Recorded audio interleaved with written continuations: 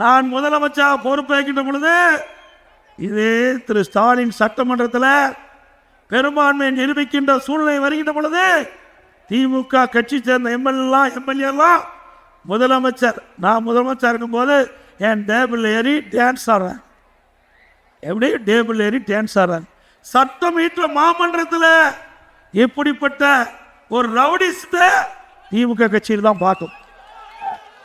சட்டமன்றத்தில் நடலையோடு அமர்ந்து அவையை நடத்துகின்ற சட்டப்பேரவை தலைவரை கையை பிடிச்சி இழுத்து கீழே தள்ளிவிட்டு அந்த புனிதமான சட்டப்பேரவை இருக்கையில் அமர்ந்த சட்டமன்ற உறுப்பினர் திமுக உறுப்பினர்.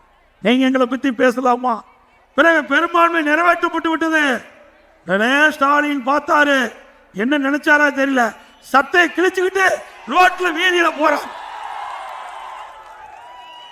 அவர் நினைச்சது ஒண்ணு, நடந்தது ஒண்ணு.